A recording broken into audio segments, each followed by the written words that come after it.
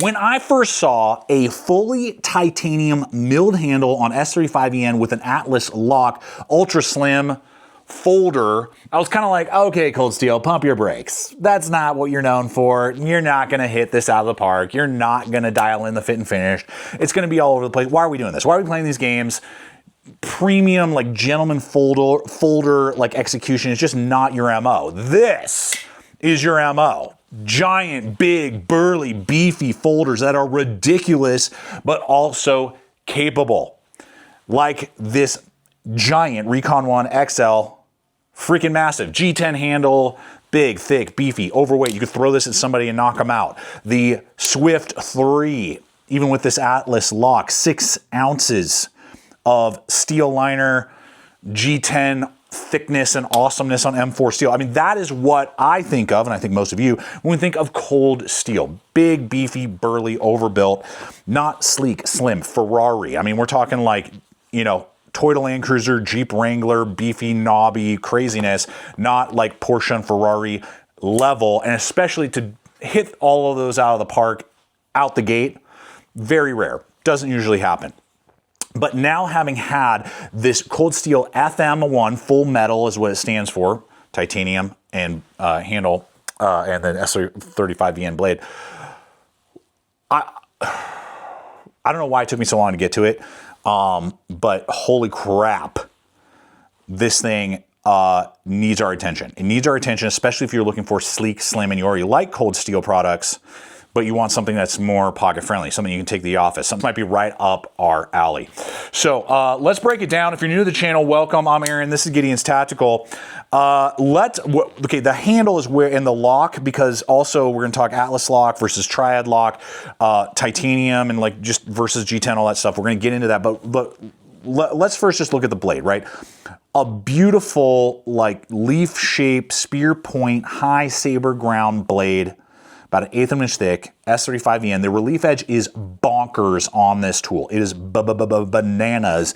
And the geometry just screams slicing, cutting, going through stuff. It is not thick behind the edge at all. This thing is just gonna, like a velociraptor's claw through the gut of a bad guy. Gonna go through material like it was nothing. And because from handle to tip is 3.5 inches, that is gonna definitely fall into a category that is a lot more carryable in certain areas. I mean, don't get me wrong, a Swift 3 is awesome, but it's a big blade, long, you know, pushing 4 inches. This thing here, you know, it's over 4 inches. You know, you can't carry that everywhere, depending on where you know, or just realistically even in your pocket. So this is a lot more practical. Cutting edge is about 3 1/4, so you do have this little cutout right here. You could catch that on paracord rope. Just be aware of that. That is one thing that you just need to be kind of thinking about. I believe it's because of the way the Atlas's lock is designed that you need to be kind of that's why they had to do that with the design. But this is the all blackout version. You can get an all titanium like colored version, so it's like a stainless version. Is basically kind of like how it looks. S35EN, they've been using it forever. It's before MagnaCut, it was my favorite all around stainless steel. It's got good wear resistance, good durability, relatively easy to resharpen. It wasn't the best wear resistance. It wasn't the toughest, you know, but it was just this well-rounded steel that I really got a lot of use out of. And then MagnaCut came along. It's just like, took it up to the next level. Turn it up to 11, right? Turn it up to 11. So S35EN is still a banger, and that's what they chose for this particular blade. Now we got to look at this handle that is milled, textured, and ultra thin. And is that a problema or not? And we'll get to that in just a second, but I do want to thank the sponsor of today's video, which is VAER watches. Just like how this FM1 is just so dialed in and stylish, these things are dialed in, but have the functionality as well, especially their Dirty Dozen design. That's what I'm sporting here today. I'm always getting questions about the watches that I'm wearing, and 9 out of 10 times, it's a VAER. The Dirty Dozen, yes, based off of that commando team from World War II, and the movie's based off of it and all that stuff. Super cool design, right? Lots of different wristbands you can choose from.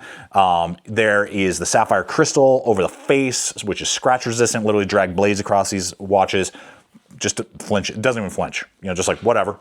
And it just really, really works well and looks good doing it. Started right here in America, an American-based company, put together many of their watches right here in the USA with their US workforce. Always awesome to see that, especially in the timepiece arena, which is so rare. So if you're looking for a stylish timepiece to go with your stylish blade, but have function for both, I encourage you guys, check out VAER watches. If you subscribe to their newsletter, you can get 10% off your first purchase as well. Link up here. It's in the description box below as well. Tell them we sent you. Because without you guys and our awesome sponsors, I can't make videos like this. So they are awesome and highly recommended timepieces here. And I know many of you really enjoy your VAERs. Okay, here we go. Look at that thing.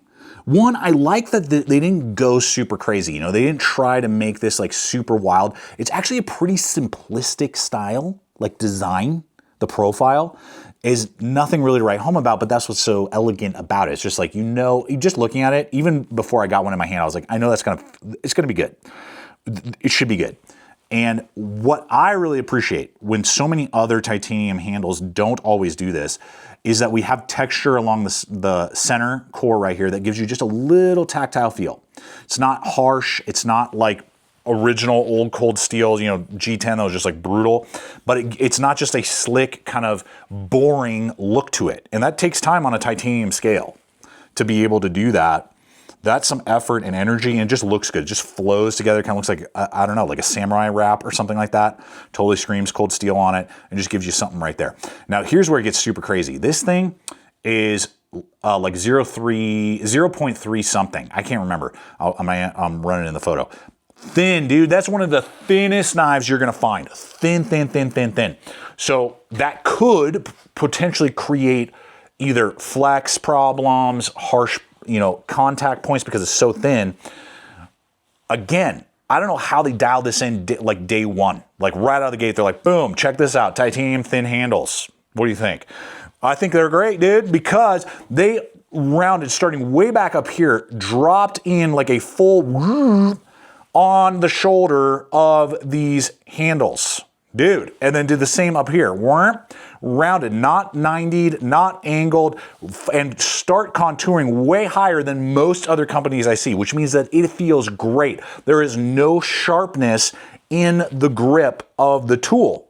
So you feel like you're not holding on to this, like you're not holding on to like a sharp, thin metal ruler.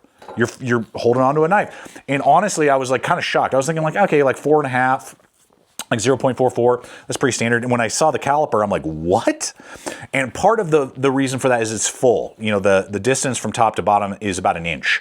Some are narrower, that would be a problem. So they dialed in the dimensions properly, and that adds to the nice scalloping right here. We have a good deep guard, but no sharp points. And no jimping, excellent. Again, so again, giving that kind of gentleman folder, elegant folder, but could definitely be locked in here. And I feel full confidence if I had to use this in ways that would not be mentionable to most people, right? I'm locked in. I'm locked in and I don't feel uncomfortably slick on the blade, partly due to, again, that tread down the center. So that is awesome. Weight, 3.9 ounces. Under 4 ounces for a 3.5 inch fully titanium handled blade. Delicious. Now, no flow through construction. We'll get to the deployment and the Atlas lock here in just a second. But here's another banger. The pocket clip, loop over, recessed screws, excellent. And you can swap it ambidextrous. Great to see that. So happy to see that. In the show side, you barely even see those bolts back there, right? Now, there is no lanyard hole to be aware of, okay? You gotta, if you were to do that, you gotta run it through the like pass through to get to those Torx bits. So just be aware of that. And we're talking about from guard to the end, 4 inches, 3.25 knuck span. I'm gripped in, locked in, ready to rock and roll. Let's go, right? There you go. Look at all that real estate out the back there. I think it's like 4.5 overall handle length, but 4 is the actual like gripping point. Okay, deployment and lockup, the Atlas lock. Now, when the Atlas lock came on the scene, I was very lukewarm on it. It did okay. I had some failure points, but then I've tested several others, and I think that was just like them getting kind of their footing because they have like dialed it in the design the longer things go to where when I tested it with the Swift, this is awesome and super tough, durable, has absolutely worked for me. I hope they do a manual version of this at some point because this is a freaking banger. And I think that like I prefer this over a triad on this type of design especially. So what it is that you have this bar right here, spine lock, that you pull back and that releases it, and then you can close it, right? So instead of a triad lock back, you know, where you'd be having to do these flip motions, the benefit to having this cutout right here is that I'm not gonna nick myself. So I can do this move right there with the Atlas, pull down, boom, close. And then the deployment is super fast and smooth, ambi. Thumb studs, these will have to be backed off if you're a lefty, but shouldn't be a problem. That's pretty common with a lot of cold steels. Or you can just pull back right here and do that, right? So you can do that. So there's 2 ways to do it, and super tough and durable from my current testing of these blades, and definitely gives a speed and kind of fun action, but doesn't create a hot spot. Even though there's a little cut in right there, you don't engage with it if you're putting your thumb right there, and even if you're doing a hammer grip. It's in a place of your webbing where you don't even notice that it's there. Price point. Appreciate Cold Steel sending me this sample so I could show it to you guys, show you what it's capable of. Have it for so long. I've had it for like a year almost, not gotten around to the video till now. But I feel now there are some variants, like I said, coming out. Taiwanese made. That's another benefit. You know, it's not Chinese made. What we're looking at is, I saw the lowest price currently at Blade HQ is $240. I've seen some places all the way up to like $280. You know, anything under $300 in the current market, I think for all titanium milled and every aspect that I look for executed well, you're gonna be really hard pressed to find a fully scalloped titanium type of design like this at that price, and to have it at this size, and, you know, not have it be like, it's still a cold steel at heart. It still feels like a cold steel, beefy, burly, but it's slim, sleek, very easy to carry. So all those things really flowing together well, I think. Please, Cold Steel, more of this. Let's see more of this.